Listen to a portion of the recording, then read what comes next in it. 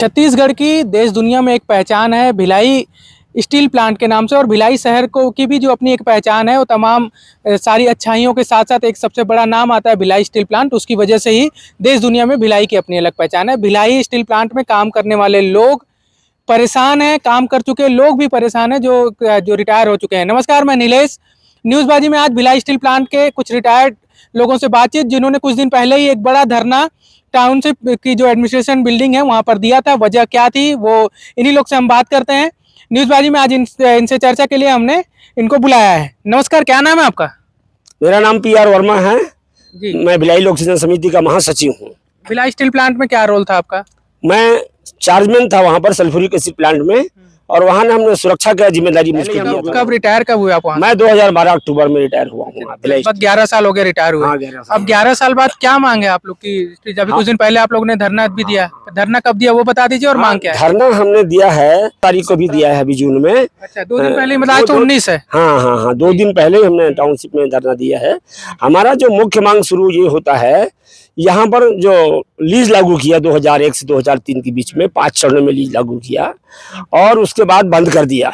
उस समय हम लोग जितने लोग अभी खड़े हैं, उस समय हमारे किसी के बच्चों की शादी, किसी की और उसका उच्च शिक्षा, इसमें बहुत खर्च होता था। उस समय हम लोग नहीं ले पाए थे और हम लोग चूक गए थे। तो उसकी मांग हम लोग भिलाई स्टील प्लांट की तरफ से बार बार करते रहे हम लोग।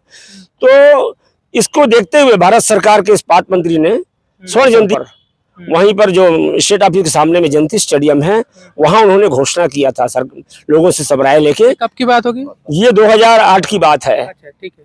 हाँ, 9 फरवरी 2008 को रामविलास पासवान ने यहाँ के वर्क कल्चर को देखते हुए, यहाँ की जो लाभप्रदता को देखते हुए, और इसको हमेशा डिगा नहीं, हड़ताल नहीं हुआ यहाँ पर, और ये सेल का ध्वजवाहक इकाई के रूप में इतना काम किया है। इसमें महारत्न का ये सबसे बड़ा भिलाई ही है।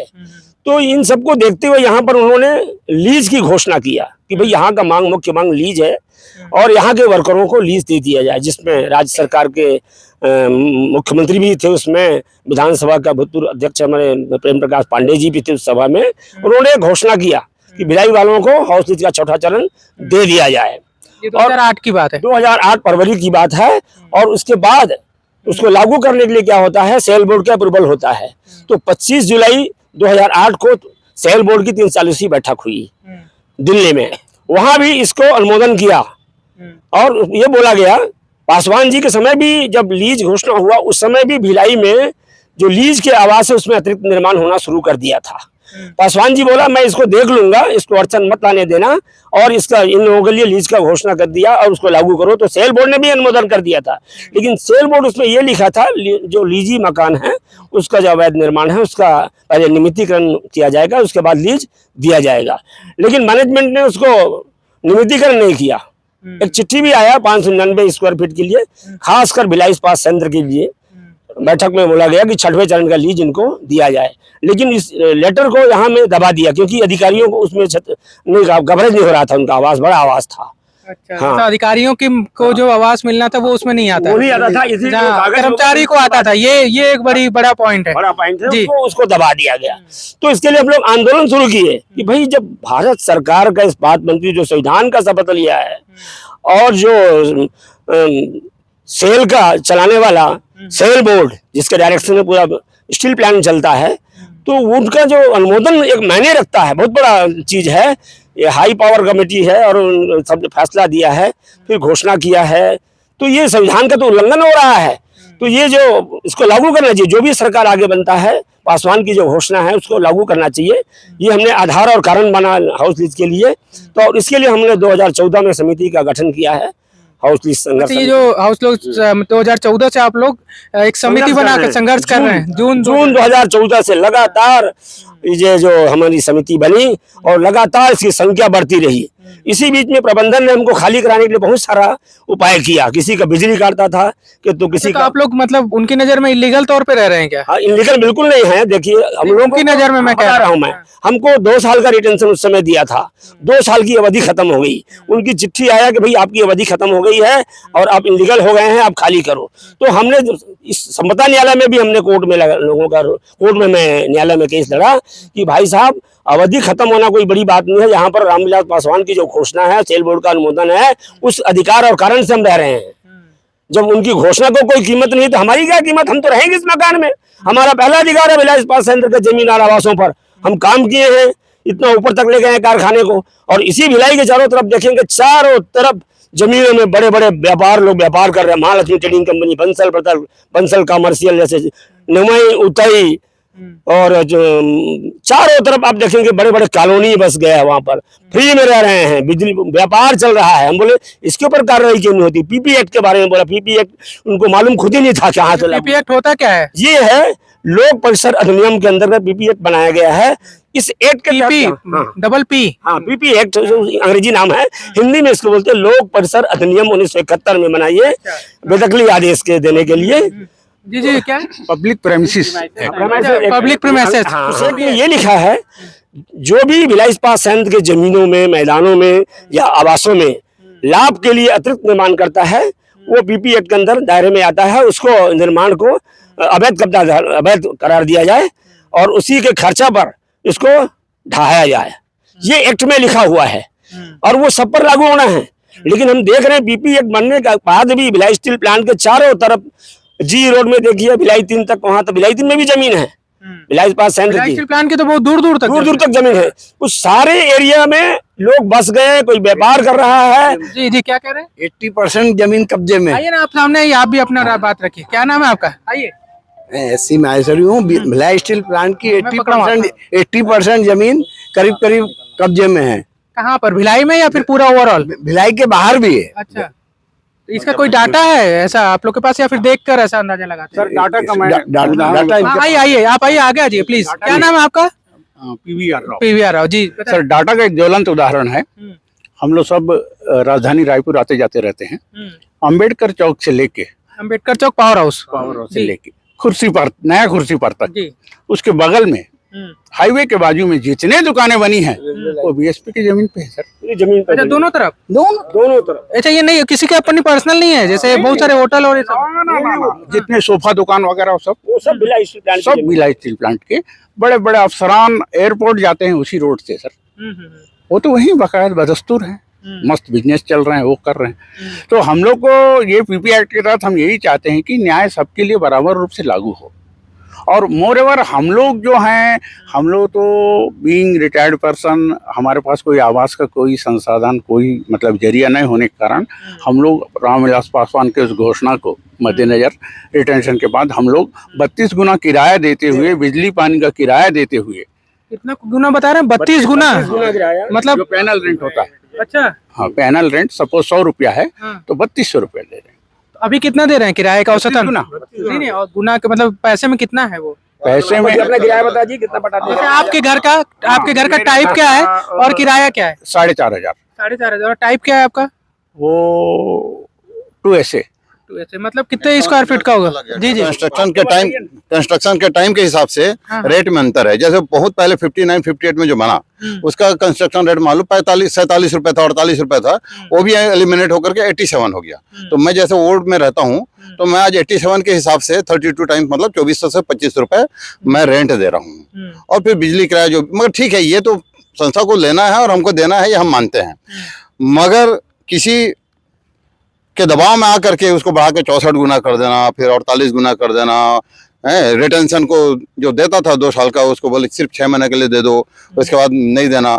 ये स्टेप से बाधा ला करके रोक दिया गया है। तो ये सब गलत चीजें हैं। आपके प्रबंधन में जो संपदा का निरीक्षण में या उसके संरक्षण के लिए जो बैठे हैं, उनको स्वच्छ मन से क्लियर कि भैया मैं किसी के प्रति भेदभाव ना करूं, है, मैं इस कुर्सी का दायित्व निर्वहन कर रहा हूं तो इसको मैं आत्मीयता के साथ निर्वहन करूं, किसी के साथ भेदभाव ना करूं, ये सोच के उनको काम करना चाहिए। तो वो चीज़ नहीं करते हैं। वो ये करते हैं कि भैया ये जो है बीएसपी में पैसा जा रहा है ये सारा, तो इसको भगाओ। और जहां बाहर से जो एनक्रोचमेंट करके जो धंधा कर रहे हैं, या जैसा भी सिविक सेंटर में देखो दुकानें चल, ये क्या ऐसी चल रही है? इसका तो कुछ ना कुछ तो लेते होंगे कोई ना कोई, वो पैसा कहाँ जाता है? तो ये एक चीज प्रकार और भी है, भिलाई स्टील प्लांट कंपनी की तरह काम करता है और कंपनी के जब मतलब नियम और सारी चीजों पर जब बात आती है तो ये कहा जाता है कि ये सब जो काम कर रहे लोग हैं वर्तमान में ये उनके लिए सुविधाएं हैं, रिटायर हो गए अब उनके साथ तो संबंध खत्म हो आपका गया कहना तो एकदम सही है। हाँ। ये उस समय जो है कि जब मुझे संस्था ने रिटेंशन में घर नहीं दिया होता, उसने मुझे बाई इज्जत लिख करके दिया है कि भैया आप रिटेंशन में रहिए। उसके बाद चलो हमने नियम के तहत बोले 2 साल बाद आप रहेंगे तो 32 गुना देंगे, हम दे रहे हैं। क्योंकि घोषणा जो इस्पात मंत्री ने किया उसको तो आप मानेंगे ना कि उसको नकार देंगे। और एम्प्लॉय की संख्या भी तो बहुत कम हो गई है, पहले कितने थी, मतलब लगभग कितनी थी, आपके पास डाटा है कोई? पहले तो 65,000 था, घटते घटते आज 16-17 हजार में, हो सकता है 15 हजार में आ गया। बात वो नहीं है, बात ये है कि हम जो प्रिंसिपल बना रहे हैं वो रिडक्शन ऑफ मैन पावर से नहीं है। हमारा प्रिंसिपल इस संपदा को कैसे मतलब व्यवस्थित करना है उसका नियम है ना, उसके तहत आप काम करिए, हैं किसी के साथ भेदभाव मत करिए। हम सब कासन मनी दे रहे हैं 3 लाख रुपए को, 6 लाख रुपए, आज 9-10 लाख रुपए हो गए। ठीक है, हमारे टाइम में था, हमारा टाइम में 3 लाख था, हमने 3 लाख दिया, हमने तो ओबे नहीं किया। हाँ, मतलब समय के साथ उनकी जो मांग है उसको पूर्ति कर रहे हैं। आप लोग को अवैध क्यों कहा जाता है? जब भी बात होती है प्रबंधन से कहते हैं उन लोग तो गैर कानूनी तरीके से रह रहे हैं। ये एकदम सही बात है कि हमारे जो साथी हैं जो आंदोलन कर रहे हैं उनको अवैध बोला जाता है। जो वर्मा जी बोल रहे थे पीपी पब्लिक प्रीमाइसेस 1971, ये एक केवल हायर डिग्निटीज के लिए बना हुआ है। हायर डिग्निटीज यानी MP MLAs के लिए बना हुआ है। भिलाई स्टील प्लांट और पब्लिक सेक्टर यूनिट में भी इसको सब एप्लीकेबल कर लिया गया। अब 2014 के बाद जैसे ही हमारा मूवमेंट चालू हुआ तो उनको लगा तो ये मूवमेंट थोड़ा खतरनाक हो जाएगा और उनकी अपनी मर्जी नहीं चलेगी, तो उनने क्या किया कि 2014 के बाद में PP एक्ट को फोर्सफुली जो एक्स एम्प्लॉई है उनके लिए ही लागू किया। और एक फ्रेमवर्क है जिसमें वो एक ऑर्डर सर्व कर देते हैं। सेक्शन 4 में एक नोटिस देते हैं, सेक्शन 5 में वो एक ऑर्डर निकाल देते हैं, एविक्शन ऑर्डर। पर उस एविक्शन ऑर्डर में ये लिखे रहता है कि टिल डेट जब तक आप रह रहे हैं तब तक आप 32 गुना किराया देकर रह सकते हैं। यही एक आधार है जिस आधार पर वो अवैध तो हैं पर उसके साथ 32 गुना किराया देकर रहते हैं। हाँ, तो एक ये दोहरा जो चीज है कि उसी ऑर्डर पे लिखा है कि अवैध बेदखली आदेश, और दूसरी तरफ यह भी लिखा है कि 32 गुना किराया देकर। अगर आप लोग 32 गुना न दें तब सवाल उठाया जा सकता है कि पैसा नहीं दे, है ना? तो आप लोग सब लोग दे रहे हैं पैसा लगभग। हाँ, आइए सामने आइए प्लीज। आज आप अच्छी चीजें बता रहे हैं। हर महीना हमको बिल आता है बकायदा हमारे नाम से, उनके परिभाषा में हम कुछ भी हैं, बिल आता है, मोबाइल में मैसेज आता है और रसीद आता है हमने जो आपके नाम से जो जिसके नाम पे अलॉट हो बकायदा। तो यदि हम उनके हिसाब से मान लो बेजा रह रहे हैं तो भाई आपको हमको नोटिस बिल क्यों दे रहे हो? 4-4 लाख हाँ, संपत्ति कर 4-4 लाख रुपए हमारा जमा है बिना ब्याज का, सिक्योरिटी मनी वो भी जमा है, बिजली पानी बिल सब हम दे रहे हैं। अभी आंदोलन किस बात को लेकर था जो परसों हुआ है? उसका मेन कारण मेन बात ये थी कि हम लोगों ने जो सेल पेंशन योजना है, इन सीनियर सिटीजन के साथ क्या हुआ कि सेल पेंशन की योजना की जो पैसा है यहाँ पे रोक लेंगे। पैरेलल में सेल का एक यूनिट भिलाई में और है, सेल रिफ्रैक्टरी यूनिट, वहाँ पे वो सेल जो यहाँ पे रिटेंशन में रहते हैं सेल रिफ्रैक्टरी यूनिट जो एक्स एम्प्लॉई हैं उनका तो आप दे रहे हैं, और सेल की इस यूनिट में main unit Bhilai steel plant में वो पेंशन का पैसा रोक लिया गया। क्यों रोके हैं ये पेंशन का पैसा? ये कहना है कि आपने जो मकान रिटेन किया है और आप इलीगल हैं। मतलब आप लोग मकान में रह रहे हैं इस वजह से आपका पेंशन नहीं मिली है। कितनी राशि होगी ये लगभग? ये अलग अलग किस्म का है। जैसे 2012 में से जब से ये एप्लीकेबल हुआ है तो कुछ हजार में है, वो अभी के जाके कम से कम 5 लाख के आसपास पहुंच रहा है। जैसे मैं रिटायर होऊंगा, मेरा 10 रुपए भी हो, मैं तो कहता हूँ उसकी रकम बहुत कम हो, लेकिन मेरा पैसा तो मेरा है ना, तो वो इसलिए नहीं दे रहे हैं क्योंकि आप उनके मकान में रह रहे हैं और आप लोग से सिक्योरिटी मनी भी ली गई है, मतलब मकान में रहने का वो भी बढ़ गया है। सिक्योरिटी मनी आज की तारीख में 8 लाख 9 लाख 10 लाख है। नहीं, मतलब जितना भी उनका होगा वो आपने जमा किया है ना आप लोगों ने। मैं बोला जो डिमांड किया है उसे हमने, मतलब उनकी सारी मांगों को मानने के बाद भी जो सवाल उठा रहे हैं कि एक बड़ा सोचने वाली बात है कि एक सरकारी संस्था है, मतलब ये सरकार द्वारा सेल के अंदर वो होता है ना, भिलाई स्टील प्लांट इस्पात मंत्रालय के अंदर सीधे संचालित हो रहा है। ऐसी जगह पर नियम कैसे बदल दिए जाते हैं लोगों के लिए, या नियम किस तरह से परेशानी का सबब बन जाते हैं? कितना पैसा लगभग आप लोग के इसमें कितने लोग होंगे जो इस यूनिट में होंगे जिनका पैसा रुका होगा, पेंशन रुका होगा? इसमें जितने भी भिलाई स्टील प्लांट के हम कर्मचारी हैं, मेन रिफैक्ट्री प्लांट को तो बाद में लिया है सरकार यहाँ पर, तो सबका रोका है। नहीं, जो रह रहे रिटेंशन लिए वही 1,000 मान के चले। हाँ 1000 कर्मचारी रिटायर्ड कर्मचारी हैं। हाँ उनका जो पेंशन की राशि रोक दिया है, जबकि जो भिलाई रिफैक्ट्री प्लांट है, सेल रिफैक्ट्री प्लांट SRU बोलते हैं यूनिट, वो भी हमारे इसमें शामिल हो गए, उनको भी वो भी रिटेंशन में है। लेकिन भिलाई स्टील प्लांट में हमारे नियम से ही उनको भी सब दिया है, लेकिन उन सभी लोगों का जिसका 2 लाख से ज्यादा जमा है पेंशन की मद में राशि, उनको बकायदा हर महीना पेंशन शुरू हो गया है, शुरू से उनका पैसा दे दिया जाता है। और 2 लाख से कम है उसको वापस करने का नियम है सेल पेंशन में। तो 2 लाख से जिसका कम जमा है वो सभी कर्मचारी को, भिलाई रिफैक्ट्री जो कर्मचारी हैं रिफैक्ट्री वालों का पूरा पैसा वापस भी हो गया, जबकि एक ही प्लांट है, एक ही मंत्रालय है, एक ही रिटेंशन है, एक ही कंपनी है, और जो भिलाई स्टील प्लांट मेन जो प्लांट में जो काम किए हैं उसका सेल पेंशन मद की राशि रोक लिया है। और जो 2 लाख से ऊपर है, जिनको 5 साल 6 साल पहले पेंशन शुरू हो जाना था, उनका पेंशन रुका हुआ है। जैसे हम राव जी है हमारे, राव जी पेंशन रुका है, इनका 2 लाख से ऊपर जमा है, मेरा रोक करीब दिया है। 5 लाख जमा है। हाँ मतलब ये सबसे बड़ा मामला जो आ रहा है वो यही है कि इन्होंने जो मकान ले रखा है, मान लीजिए बीएसपी से रिटेंशन पे, उसकी सिक्योरिटी मनी सब लोगों ने जमा की है। आप लोग किराया हर महीने दे रहे हैं, है ना, और उनके बिजली बिल या जो भी सारी चीजें आती होंगी सब दे रहे हैं, फिर भी क्यों रुका है? आप कुछ कहना चाह रहे हैं? बहुत देर से मैं आपके पास नहीं आ पा रहा था। जी बताइए। बोलिए।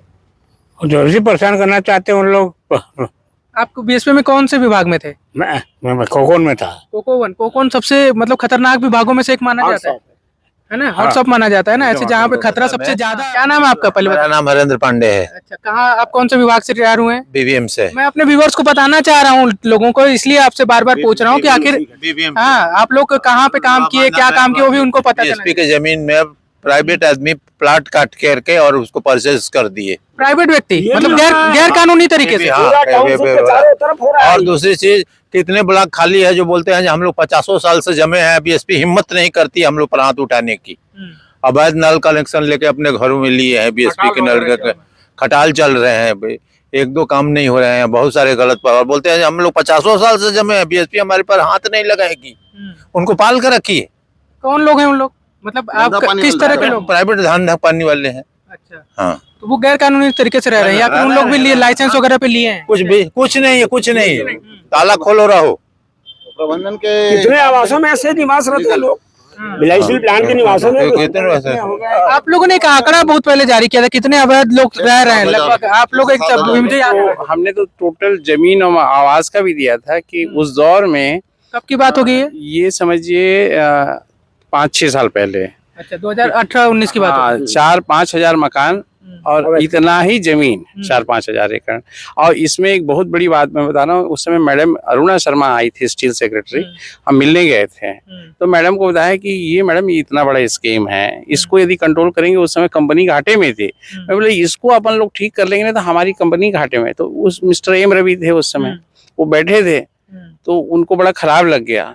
और यही बात फिर रवि का मामला है तो 17-18 का होगा। हाँ, नहीं उसके पहले की मतलब हाँ 17-18 का है। तो उसके बाद फिर वो सिविक सेंटर में कुछ ऐसे ही विष्णुदेव साय जी आए थे, तो मैं गया था बात करने के लिए। बोले आप यहाँ भी आ गए, आप हर चीज में बीएसपी के खिलाफ बोलते हैं। ये उनसे मेरी रोड पे बहस हुई थी उनसे। इस्पात राज्य इस्पात मंत्री थे उस समय। हाँ, विष्णुदेव साय। तो एम रवि मेरे से बहस किए वो। अच्छा, कि भाई आप तो हर जगह पहुंच जाते हैं, हर जगह बीएसपी के खिलाफ आवाज उठाते हैं।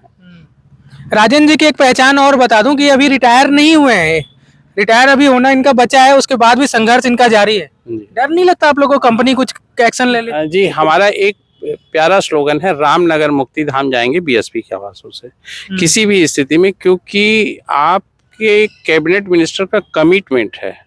और वहाँ पे एमडी, सेल चेयरमैन, यहाँ के सीएम उस समय के रमन सिंह जी और प्रेम प्रकाश पांडे जी, सारे लोग बैठे थे। तो इसलिए हमारा ये कहना है कि भारत के किसी मंत्री, कैबिनेट मंत्री, काबीना मंत्री ये बात बोले हैं तो उसको लागू होना चाहिए। जो परसों एक धरना दिया उसमें क्या रिजल्ट आया, क्या बातचीत हुई? उसमें हम लोग गए थे, 7 लोगों का डेलीगेशन था, वो अंदर गए, बातचीत किए। भीड़ तो काफी थी, कितने लोग रहे होंगे? हाँ, उसमें करीब 300 के 300 के आसपास बराबर। 300 के आसपास। बातचीत में फिर वो बोले कि भाई जितना मतलब मेरे अप्रोच तक के है, जो चीजें मेरे अप्रोच तक के वो मैं जरूर करूंगा, और बाकी कुछ चीजें वो बोले कि मेरे हाथ में बिल्कुल नहीं है। जैसे हम लोग एक रजिस्ट्री का सवाल खड़ा किया कि भाई पुराने दर पे करो, जो उन लोगों ने पहले ले लिया है मकान, ये नया लेटेस्ट जो इशू है उस पर। तो वो बोले कि ये तो हमारे हाथ में नहीं है, उसको आप लोग ऊपर ही बोलो करके। तो हम लोग भी बोले कि ठीक है, पर आपके तरफ से इसमें लिबर्टी होनी चाहिए कि कैसे लोगों को, जो लोग लीज में ले लिया है, उनको भी राहत मिले, इवन दुकानदारों के लिए भी। इवन एक और चीज जो हम लोग महत्वपूर्ण बात यह है कि एक दौर में एक सद्भावना कार्यक्रम में 2015 में मैं गया था, उस समय आलोक झा थे, मेरे ख्याल से वो सेकंड पोजीशन में थे। वो बोले कि भाई झोपड़पट्टी में जो रहते हैं वो आपके घर में झाड़ू पोछा बर्तन करते हैं, इसीलिए आप अच्छे से काम करते हैं कारखाना में, उनको बस गए तो बसने दो ना। ये मैनेजमेंट आज उनको नोटिस दे रहे हैं, तो हम उसके लिए बोले हैं कि व्यवस्थापन और नियमितीकरण ये मुख्य बात है। कि इसी शहर में रवि आर्या जी इंटक के लीडर थे, और ये देखिए यहाँ पे सिविक सेंटर में वो जो छोटी वाली दुकान है, ये आर्या जी का सेटलमेंट किया हुआ है। सेक्टर 6 में डी मार्केट, ई मार्केट, शहीद भगत सिंह सब्जी मंडी, ये सारे रवि आर्या जी और उस समय के मैनेजमेंट ने मिलकर सब सेटल किया है, दुकानों को व्यवस्थित किया है।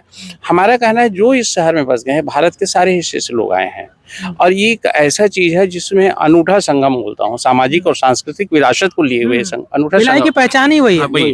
तो इस सामाजिक और सांस्कृतिक विरासत को समेटने के लिए, एक दिशा देने के लिए, ये समाज को उच्च स्तर, इसको और कैसे ऊपर उठाएं, उसके लिए सबको आप सेटल करो। आपके पास पर्याप्त यहाँ के किसानों ने जमीन दी है, उस दौर के किसान आज कहाँ उजड़ गए हैं, कहाँ बस गए हैं, ये तो नहीं मालूम, पर नए दौर के जो मजदूर हैं उनको आप उजाड़ो मत, उनको सेटल होने दो। गरीब लोगों को जो झोपड़पट्टी में उनको भी आप सेटल करो जमीन पर। हम तो साफ बोलती हैं, इवन हम आगे चल के हम सारा जो पेमेंट है उस पे जो वो सब पेमेंट रोक देंगे, यदि आए लोग स्टेप नहीं लेंगे तो रोक देंगे। भविष्य में हमारा जो मतलब जो हम किराया दे रहे हैं, सब रोक हमारी बातों को समय के साथ पालन नहीं किया जाए तो फिर हम फिर किराया देना रोक देंगे, जैसे हमने पहले भी किया था। है जब और 64 गुना किया, 48 लोगों गुना, को सख्ती किए, फिर उसके बाद उसके तोड़ बाद फोड़ के लिए लोग- पहुंच जाते हैं, लोगों को खाली कराने के लिए पहुंच नहीं वो चीज नहीं हुई।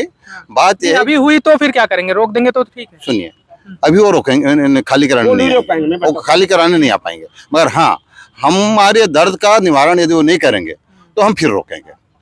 और पहले भी रोके थे तो हमारा जो बिल जो मतलब फंड जो है एक्यूमुलेट होकर के 4 लाख 5 लाख ऐसा चला गया था, मगर इस चीज़ को मैनेजमेंट ने महसूस किया कि भैया इससे तो हमारा नुकसान हो रहा है, तो उन्होंने फिर हमको बोला कि भैया ठीक है आप 32 गुना दो, कोई आपके ऊपर इसके ऊपर पेनल्टी नहीं लगेगा, और ना ही 64 गुना लेना है, 48 ना 32 गुना के हिसाब से नॉर्मल आपका जो बिल आता है वो आता है, आप पेमेंट कर दीजिए।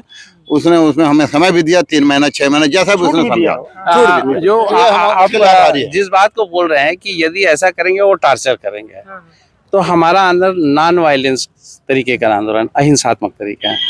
जब हमारे घर में आएंगे ना, जहाँ हम रहते हैं, तो हमारा आंदोलन वहीं चालू हो जाएगा, वहीं चालू है, हम उठेंगे नहीं, पूरे लोग जिस घर में गए उसी घर में बैठ जाएंगे। कितने लोग हैं आप लोग समिति में लगभग? अभी जो लेटेस्ट मेंबरशिप है उसके हिसाब से 1160। 1160 है, एक बड़ी समिति हो गई आप लोग की धीरे धीरे। अब कब तक ये जो आंदोलन की बात कर रहे हैं, कब तक का उनको समय दिए कि हमारी बात मान ली जाए? उनको ये पहला अल्टीमेटम है। एक बार हम लोग IR में इंटीमेट किए थे कि भाई हम निकट भविष्य में यदि स्टेप नहीं लेंगे तो ऐसा हो सकता है। आज ये पहला ही अल्टीमेटम है जो अभी दिए हैं, और सुनिश्चित कर देंगे हम कुछ दिनों में ही कि यदि वो स्टेप नहीं लेते हैं, महीना 2 महीना का समय देंगे, उसके बाद फिर हम स्टेप ले लेंगे। चलिए, तो ये हाउस लीज संघर्ष समिति के लोग थे भिलाई स्टील प्लांट के, और आपने सुना कि इनकी क्या क्या मांगे हैं। एक परेशानी ये भी है कि जब सिस्टर यूनिट्स जो हैं सेल की, वहाँ पर अगर सुविधाएं दी जा रही हैं, वहाँ पर अगर पेंशन रिलीज कर दिया जा रहा है, तो इन लोग को क्यों नहीं किया गया, जबकि इनकी जो मकान में रहने का कारण बताया जा रहा है उसमें सारा, जैसा कि इनका दावा है कि सारे जो भुगतान है वो किए जा रहे हैं, सिक्योरिटी राशि भी जमा की गई है, तो फिर आखिर पेंशन क्यों रोका गया है, लाइसेंस की क्या बात थी वो भी आपने सुना। इसी तरह से हमारा आपसे वादा है कि कोई और भी मुद्दा है तो आप हमें बताइए, हम आपको बहुत गंभीरता से आपके हर मुद्दे को उठाएंगे, जिम्मेदारों से इस पर सवाल भी करेंगे और उनसे जवाब भी लेंगे। फिलहाल न्यूज़बाजी में आप हमें इजाज़त दीजिए। हमारे चैनल को अभी तक आपने सब्सक्राइब नहीं किया है तो सब्सक्राइब कर लीजिए। यूट्यूब के अलावा आप हमें फेसबुक, ट्विटर, इंस्टा पर भी फॉलो कर सकते हैं, NEWSBAJI। आप हमें जो भी कोई भी जानकारी हो या कोई सुझाव शिकायत हो तो आप हमें मेल कर सकते हैं newsbaji.editor@gmail.com पर। आप हमारी वेबसाइट newsbaji.com को भी फॉलो कर सकते हैं।